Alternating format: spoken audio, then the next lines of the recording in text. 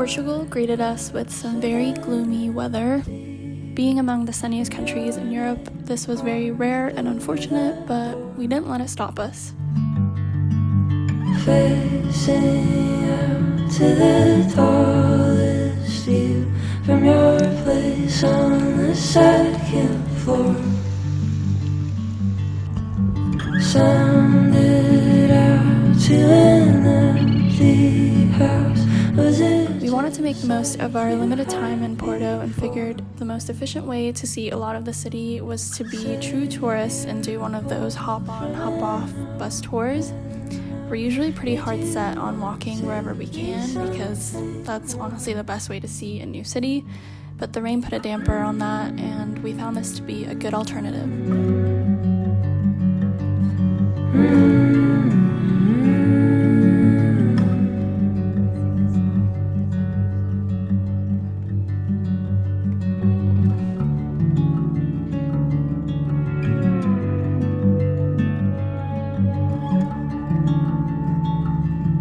The rain eased up for a little while and we hopped off and explored the other side of the river, crossing the striking Louis I Bridge. There's a mark on the wall you see. I'm sure that someone will draw a new one and cover it before they leave. Mark my words, there's 1,000 things that don't wash out with anything.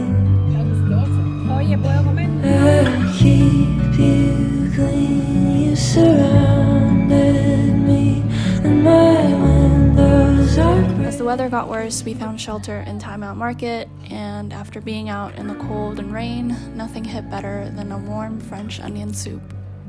Our last stop before calling it a day was São Bento Station, which gave us our first glimpse of the beautiful tile artistry that we would see throughout our time in Portugal.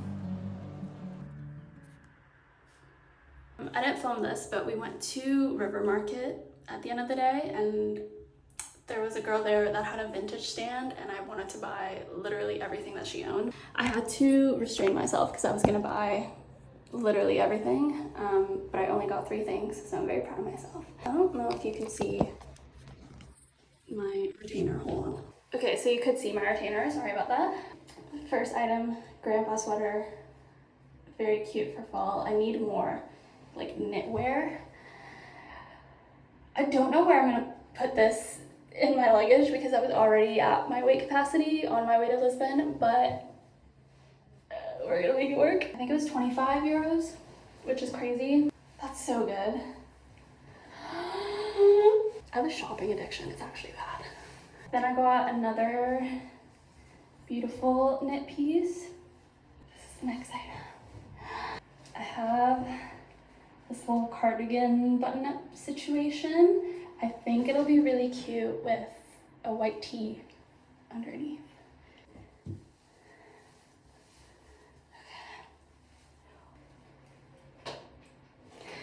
Amazing. Our host kindly left us some local wine.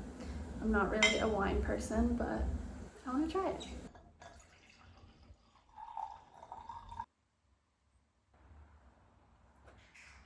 Oh, that's good.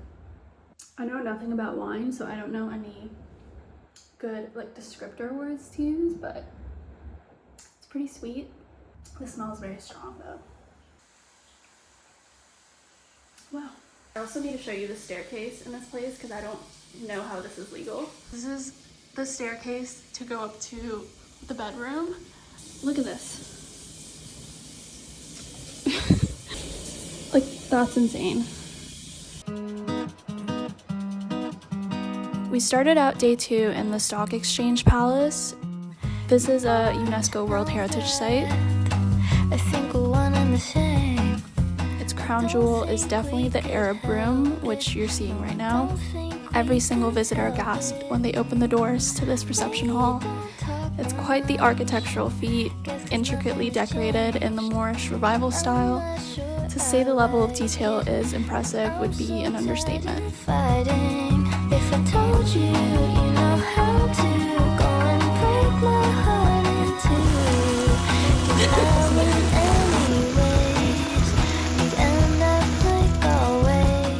awesome torrential downpour once again. There's no better hiding spot than a bookstore, in my opinion. We went to the famous Lello bookshop. It's undoubtedly a very touristy attraction, so it was as packed as you can imagine, and the lines were very long, even after pre-booking time slots. But I still loved it, and I couldn't resist walking out with something.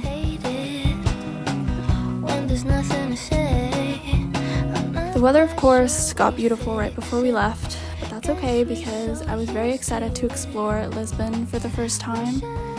We first saw the city at night in our leisurely post-dinner walk. We find it hard to work out why we have all this doubt.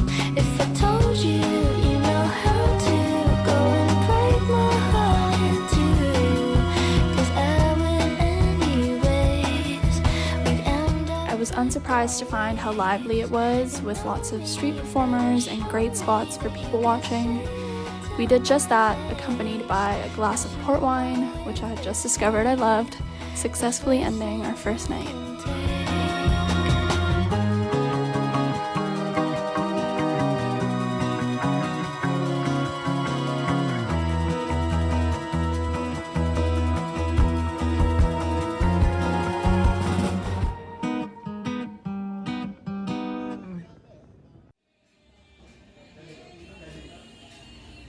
We woke up bright and early the next morning and fueled up for our day at this cute breakfast spot. While it wasn't raining that day, we were instead blessed with this all day. But can't complain, we'll take what we can get. Our first stop of the day was the National Tile Museum. We went to a lot of indoor attractions this day, which make for great rainy day activities, and this was one of them. I found the chapel to be the most interesting part of the museum, as the tiles can get a bit repetitive after you've seen multiple rooms of them, but all in all worth seeing, even though it is a bit out of the way from the rest of the city. The second activity was the National Pantheon. I found this to be such a unique building. I feel like the camera doesn't do justice to how grand it felt, but I especially loved climbing to the top and seeing it from that perspective. But it's all the same.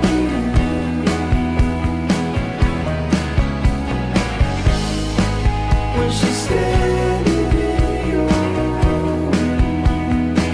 We then explored Alfama, one of the most popular neighborhoods, and for good reason. There are endless viewpoints overlooking the city and its beautiful pastels and brick tones, and lots of bright florals and greenery throughout.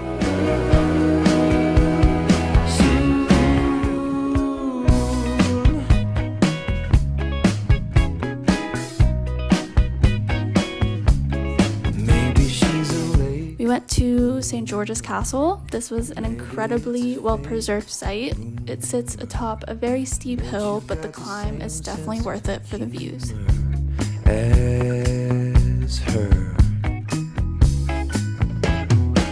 she's always at the wheel. You're often on the street. You don't know how to feel. We quickly recharged with some food before stopping by the Lisbon Cathedral. It's the oldest church in Lisbon, built in 1147, a fact that never ceases to amaze me.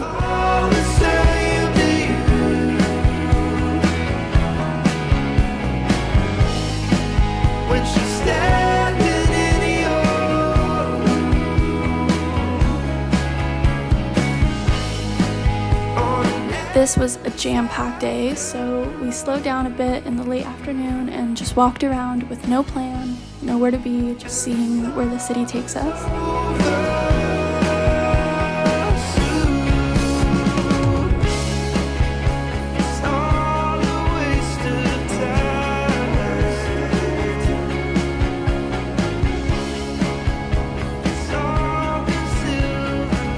This is ginginha.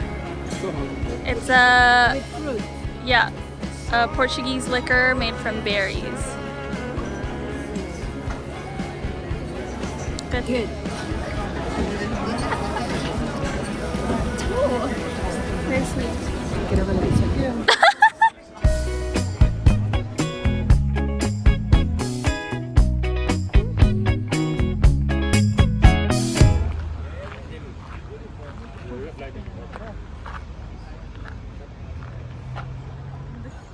The next day, we took a train about an hour away to Sintra.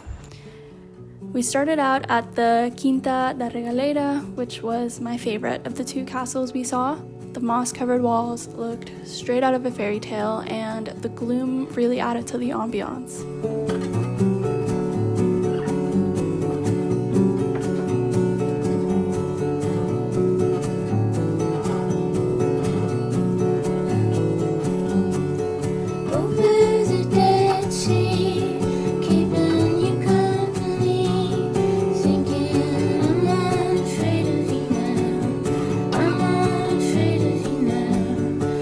I really wish we spent more time here. We mistakenly booked the two attractions a bit too close together, so our time here was a bit rushed. But it ended up pouring anyways, so I don't know if I would have really wanted to stay. We made our way to the National Palace of Pena. The experience was a bit tainted by the fact that we were standing in a line the entire time. Even once we were inside, the entire visit consisted of walking a couple steps, stopping and waiting, walking a few more steps, stopping and waiting. I was admittedly pretty grumpy this day. I don't know if it was getting rained on or just exhaustion from traveling so much, but this really tested my patience.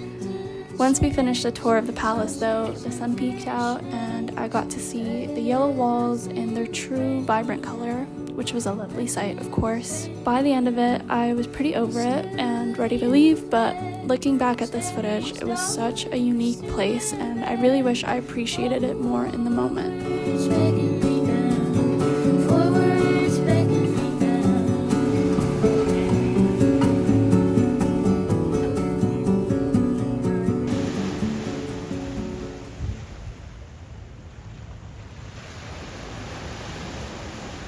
The next morning, we visited the Palace of Ayuda. This might be my favorite thing I did in Lisbon.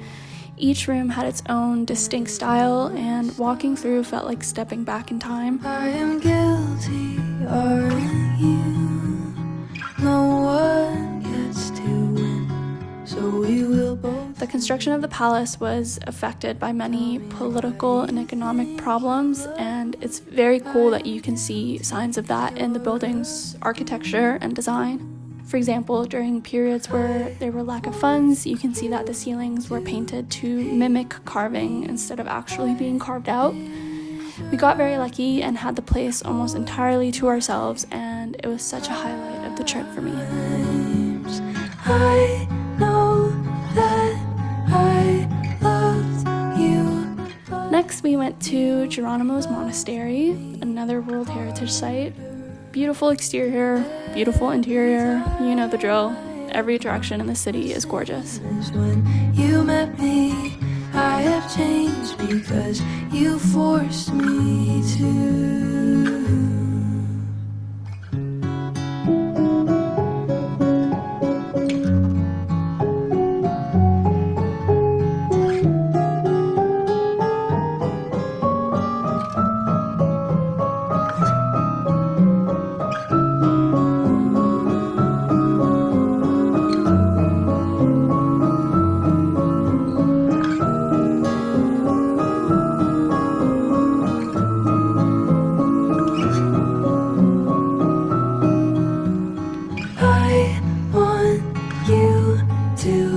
I tried pastel de nata for the first time.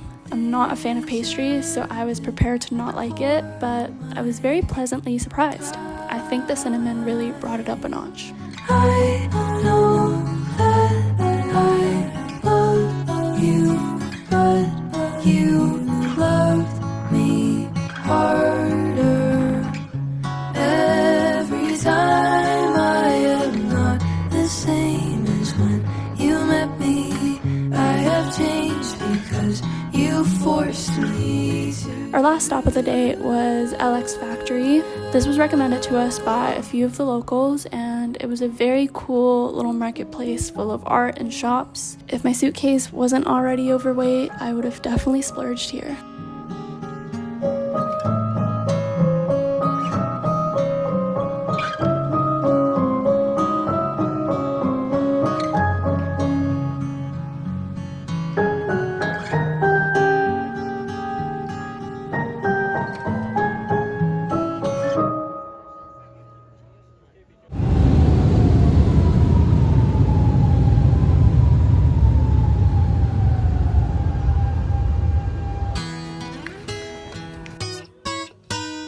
final day, we took it pretty easy. We had seen most of the sites on our list and wanted to take advantage of the first full good weather day, but we were also pretty tired.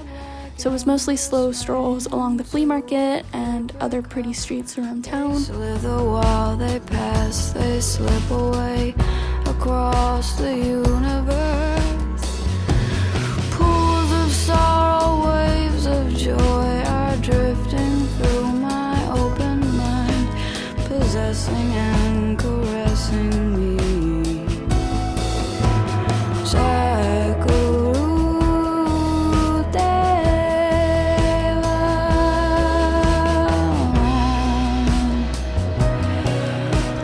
Nothing's gonna change my world.